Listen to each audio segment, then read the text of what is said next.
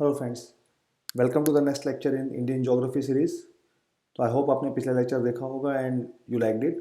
If you have any queries any doubts please feel free to write to us, it's a request. साथ में अपना map work करते रहिए। Lectures देख के ये मत सोचिए कि सारे लेक्चर्स एक साथ देख के और फिर मैप वर्क करेंगे तो वो बहुत ज़्यादा जो है चीज़ें फैक्ट्स हैं सारी वो पाइलअप हो जाएंगी एंड उसके बाद फिर आपको रिटेन करने में बहुत मुश्किल होगी। तो लेक्चर्स एक देखते हैं, लेक्चर साथ के साथ अपना मैप वर्क स्टार्ट कर दीजिए। डोंट वेट फॉर अस कि जब हम मैप वर्क कराएंगे तब हम आप उसमें सब कुछ देख लेंगे। तब तक आप ज्योग्राफी जो आपको समझने के लिए चाहिए वो आपके लिए बहुत ईजी हो जाएगी। आपको मेजर मेजर प्लेट्यूज हिल्स वो सारी चीज़ें याद हो जाएंगी।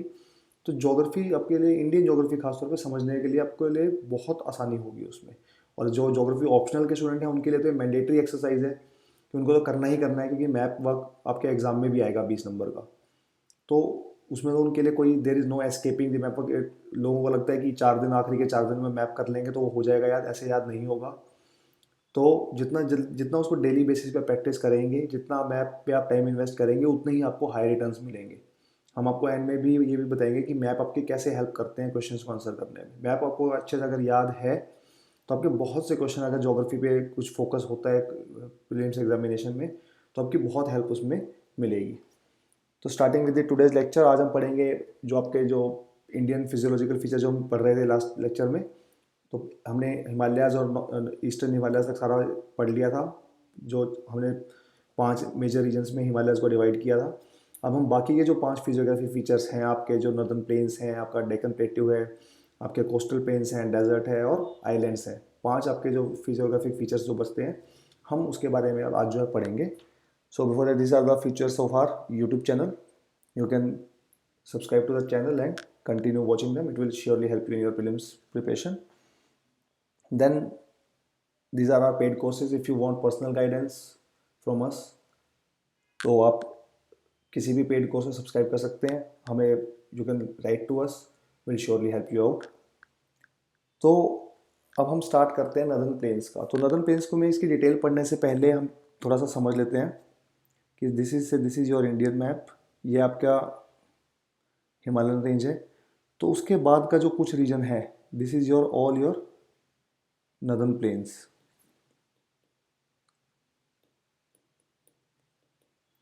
इस नदर्न प्लेन्स में भी आपकी 3-4 अलग अलग जोन्स होते हैं। First zone is your Bhabar, BHABAR। Second region is your Terai and third and fourth region combined is called your alluvial plains. अब इस एलुवियल प्लेन्स के भी हमने 2 हिस्सों में हम इसको पढ़ते हैं। First is your khaddar and other one is your भांगर। तो ये 4 रीजन इसमें आते हैं। तो सबसे पहले बब्बर रीजन में क्या होता है कि जब रिवर्स आती हैं तो जितने भी बड़े बड़े पत्थर और मीडियम डायमेंशंस के जो पत्थर होते हैं वो सारे यहाँ आके डिपॉजिट हो जाते हैं। तो ये एरिया ज़्यादातर जो होता है पेबल्स यहाँ पे मिलते हैं, और मतलब मिट्टी कम होती है पर पेबल्स वगैरह और जो हार्ड जो जो हैवियर जो आपके स्टोन्स होते हैं वो यहाँ पे डिपॉजिटेड होते हैं। तो ये लेयर जो होती है अराउंड 7 to 8 किलोमीटर 10 किलोमीटर तक की विड्थ की होती है। उसके बाद कई बार क्या होता है कि जो रिवर्स हैं विदाउट एनी रीजन इनमें डिसअपियर हो जाती है एंड दे मूव अंडरग्राउंड। और वो जो बाहर निकलती हैं वो तराई रीजन में निकलती हैं। तराई रीजन में ऐसा नहीं होता कि तराई रीजन में इट्स नॉट लाइक कि आपने जो है एकदम से आपको रिवर फाउंटेन की तरह कहीं से बाहर आते हुए दिखेगी, नहीं। वो एक बस पूरे रीजन में एक ऊपर जो आपके रीजन को सबमर्ज कर देती है, जैसे आप लगेगा तालाब सा बन गया और रिवर वहाँ से फिर बहनी शुरू हो जाती है। कोई एक पर्टिकुलर लाइन नहीं है जहाँ से रिवर बाहर निकलती है, तो पूरे एरिया को सबमर्ज करते हैं। आपको लगेगा कि कुछ जैसे फ्लड आया हुआ है कहीं पे और रिवर मूव करना स्टार्ट कर देती है अपने स्लोप के साथ। तो this is how your Terai region. Terai region आपका जो नेपाल का, जो बिहार का बॉर्डर है, यूपी नेपाल का जो बॉर्डर है, वहाँ पे जो है वो सारा तराई रीजन ही है। उसके बाद आता है आपका अलुवियल प्लेन्स, जहाँ पे आपकी सारी मिट्टी जो है डिपॉजिट होती है। जो कि लाइटर मटेरियल है, तो जो फ्लड्स आते हैं या रिवर थोड़ा सा साइज में जहाँ बड़ी होती हैं तो बैंक्स के अलोंग जहाँ पे भी अपनी मिट्टी डिपॉजिट करती हैं, तो उसको हम एलुवियल प्लेन्स कहते हैं। एलुवियल प्लेन्स की भी हम 2 हमने अलग अलग कैटेगराइजेशन की हुई हैं। One is your Khadar region, other is your Bhangar region.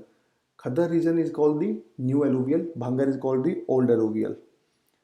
खद्दर को न्यू एलुवियल इसलिए कहते हैं क्योंकि वो एरिया जो है आपके रिवर फ्लो के टच में है, तो वहाँ पे क्या होता है कि कई बार फ्लड आ जाता है तो उस रीजन में नई मिट्टी डिपॉजिट हो जाती है, वैसे भी थोड़ा टच में रहते हैं तो मिट्टी, थोड़ी सी मिट्टी इरोड होती है, थोड़ी सी नई मिट्टी डिपॉजिट होती है, तो ये काफ़ी फर्टाइल होता है, काफ़ी नई इसमें एलुवियल सोइल आपको मिलती है।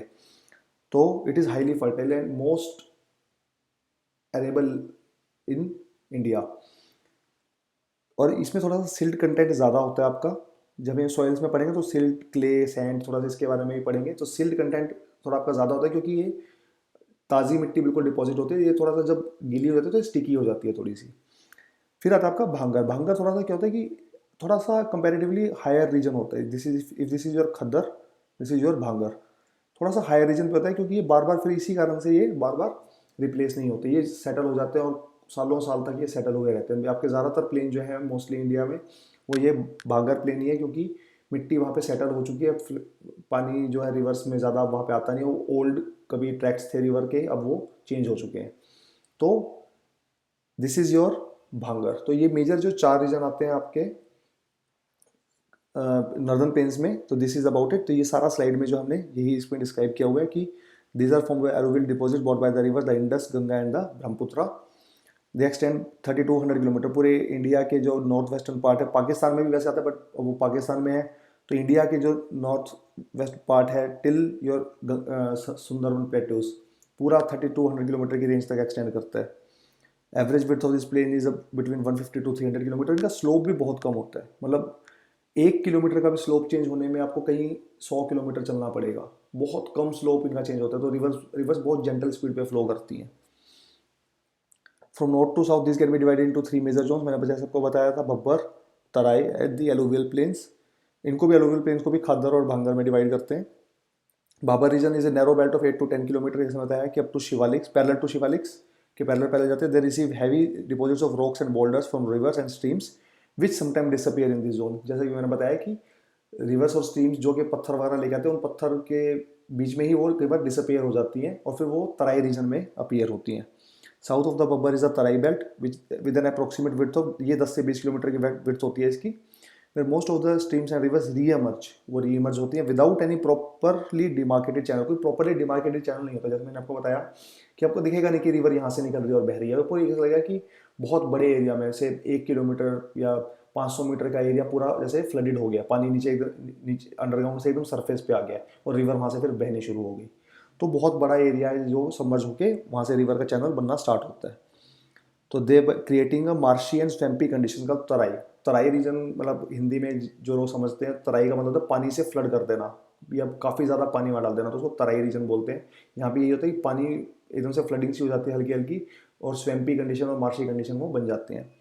It is large variety of flora and fauna, क्योंकि वो पानी यहाँ पे बहुत ज़्यादा है तो ऑब्वियसली फिर वो फ्लोरा एंड फौना की वैरायटी होगी। After Terai there is a belt of Bhangar and new alluvial Khadar. These plains have characteristic feature of mature. हाँ, मतलब ये खद्दर भांगर मैंने आपको समझा दिए। अब क्या होता है कि जो हमने जो स्टेजेस ऑफ रिवर है, जो हमने जियोमॉर्फोलॉजी का टॉपिक अभी छोड़ा हुआ है, तो उसमें से एक ये चीज़ होता है कि रिवर की कई कई स्टेजेस होती है। जब रिवर अपने माउंटेन रेंजेस से निकलती है तो उसके अलग फीचर्स होते हैं। जब आपके जो प्लेन्स में वो बहती है इंडिया के, उसके अलग फीचर्स होते हैं। जो वो डेल्टा रीजन में पहुँचते हैं उसके अलग फीचर्स होते हैं। तो 3 अलग अलग होते हैं कि इसका youth, mature and old stage होती है रिवर की।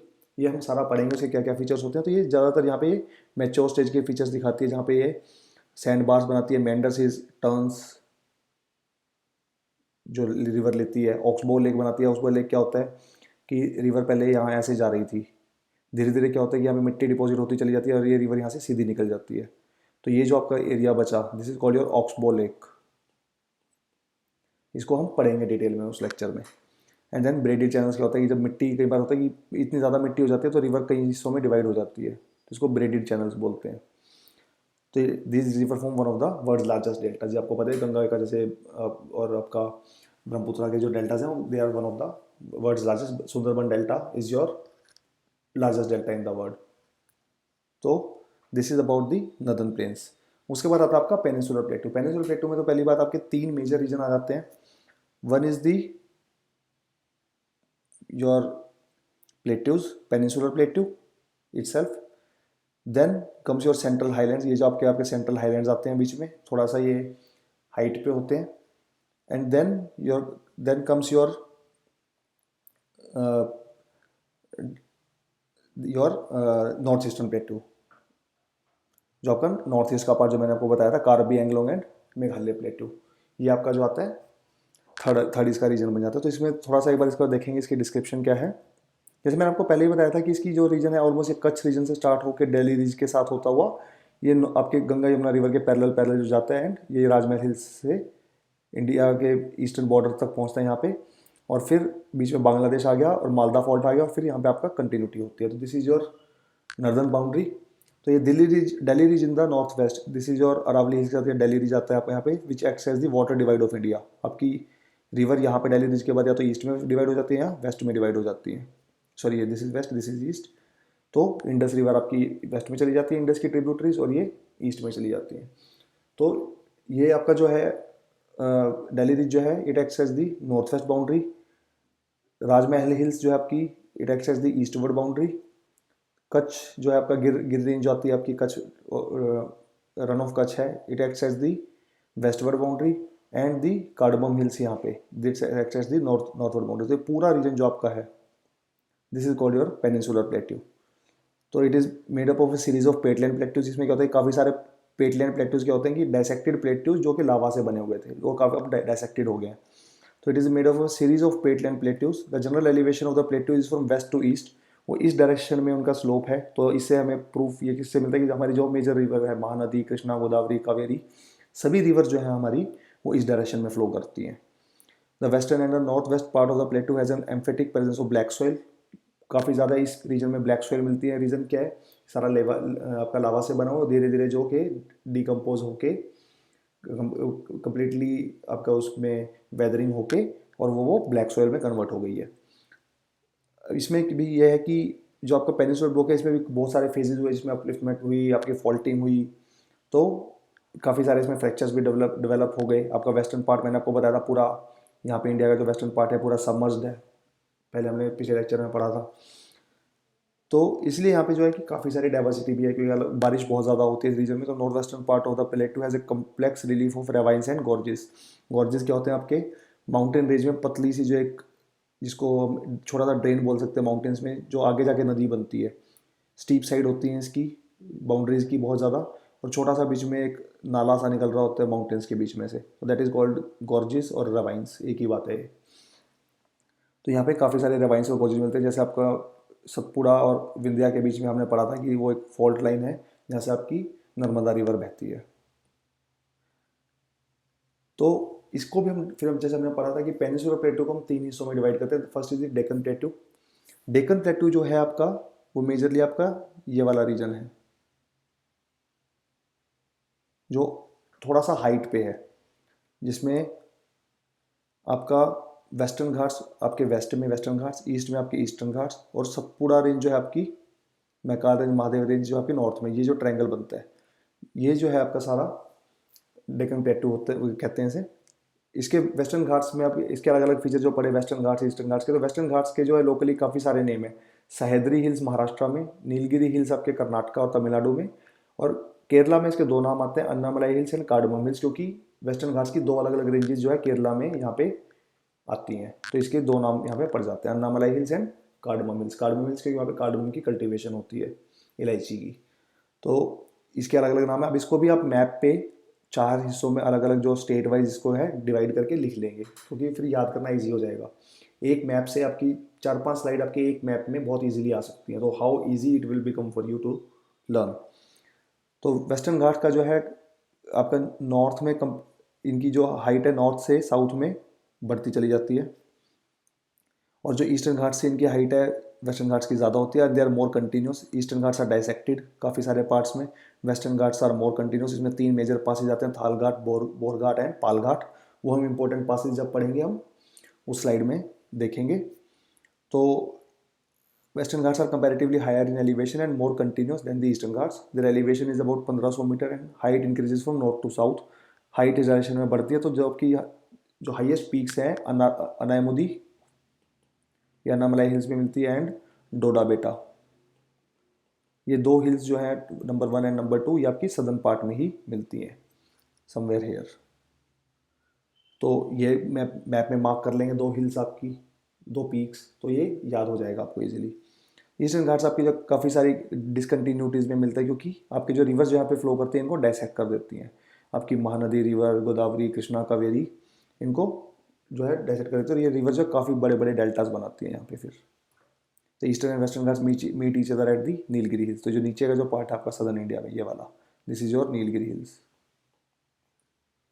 तो this was about the Deccan plateau. Then second part of आपका जो पेनिनसुलर इंडिया है, उसमें आपका आता है सेंट्रल हाईलैंड्स।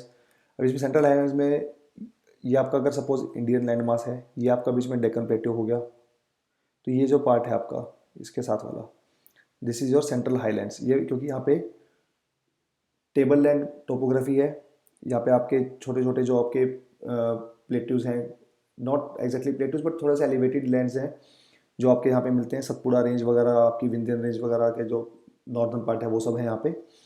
तो अरावली रेंज की इसका वेस्टर्न पार्ट है, सतपुड़ा रेंज जो आपकी पूरी ये नॉर्दर्न बाउंड्री बनाती है इसकी। अब सतपुड़ा रेंज जो है इसमें काफ़ी सारे, क्योंकि बहुत पुरानी पुरानी रेंज है, काफ़ी बारिश भी थोड़ी जो होती है तो जो रिवर फ्लो करती है वो इसको डायसेक्ट कर देती है काफ़ी ज़्यादा। तो इसका जो जनरल जो इसका स्लोप है यहाँ पे सतपुड़ा रेंज का, it is towards the north.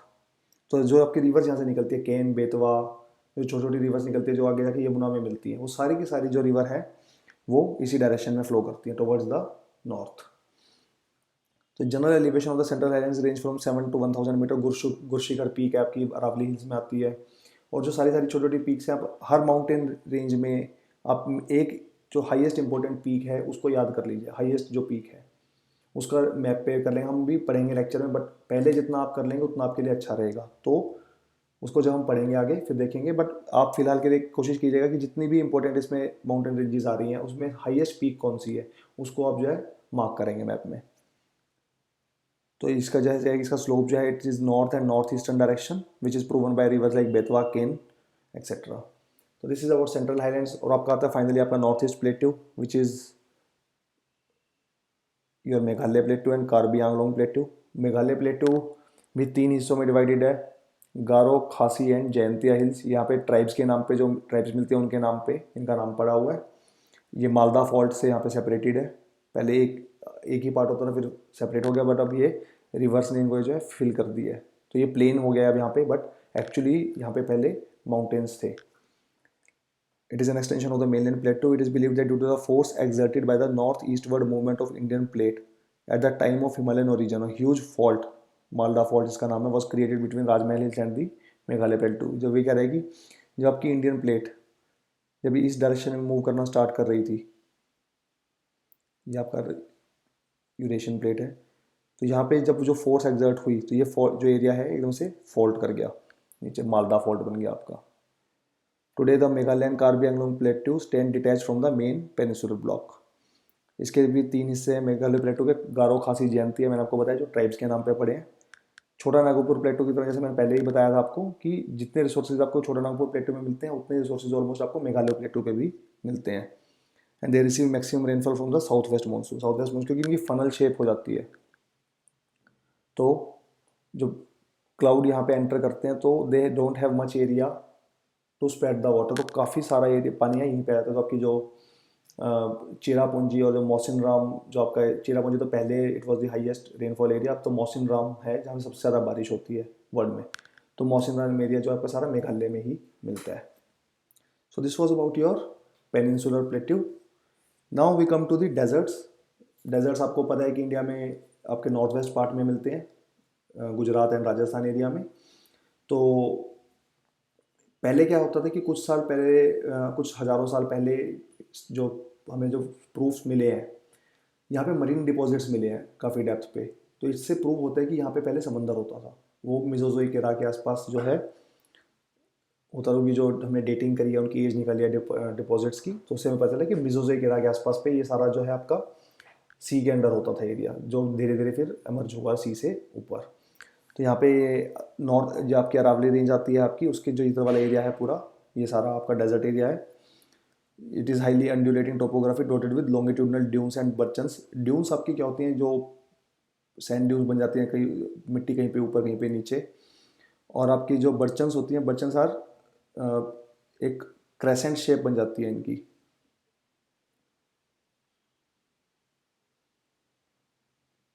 ये थोड़ा सा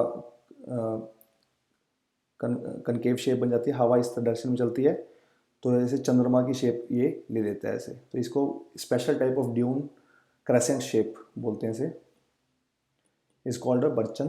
तो यहाँ पे ये सारी ड्यून्स और बर्चन्स मिलती हैं। एरिड क्लाइमेट होता है यहाँ पे, सैंडी सॉइल होती है और इसको मरुस्थली भी बोलते हैं। ऐसे एक बात और यहाँ पे है कि यहाँ की जो रिवर्स हैं they are ephemeral. Ephemerals means very short lived, थोड़ी देर के लिए निकल कहीं पे पानी का सोर्स मिला तो चलती हैं और उसके बाद कहीं भी मिट्टी में नीचे डिसअपियर हो जाती हैं। तो लूनी रिवर सबसे इंपॉर्टेंट रिवर आती है यहाँ पे। तो this is more or less about your Indian desert. ज़्यादा इसमें और कुछ पढ़ने का है नहीं, तो you can read about it in the NCERT.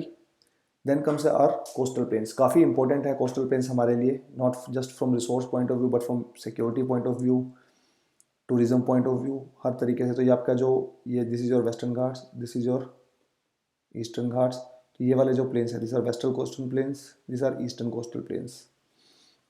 Western coastal plains मैंने आपको बताया था कि यहाँ पे जो फॉल्टिंग हो गई थी, तो ये जो द्वारका रीजन है वो सी के अंदर सबमर्ज्ड है। तो this is your submergent coast. Submergent coast है तो यहाँ पे जो है कि कॉन्टिनेंटल शेल्फ की विड्थ ज़्यादा नहीं मिलती, तो शिप्स जो है बहुत इजीली यहाँ तक पहुँच सकती हैं। तो they are very good for harbouring, natural harbour provide करते हैं। काफ़ी सारे पोर्ट्स जो है यहाँ पे हमारे इसीलिए बने हुए हैं। JLPN है, मारमागांव पोर्ट है, बहुत सारे पोर्ट हैं हमारे जो हमारी वेस्टर्न जो आपके कोस्ट में बने हुए हैं। और फिर जो वेस्टर्न कोस्ट है इसके भी अलग अलग नाम आते हैं। पहले कच्छ एंड काठियावाड़ कोस्ट आपकी गुजरात में, फिर आपकी महाराष्ट्र में कोंकण कोस्ट। अगर आप इसको साफ मैप पे देखें, कच्छ एंड काठियावाड़ कोस्ट, फिर then Konkan coast, then Goa में गोवन कोस्ट, और कर्नाटक और केरला में मालाबार कोस्ट। तो ये 4 अलग अलग कोस्ट इनके नाम पड़े हुए हैं। तो जो कोस्टल प्लेन्स हैं ये इनकी शेप कुछ ऐसी है।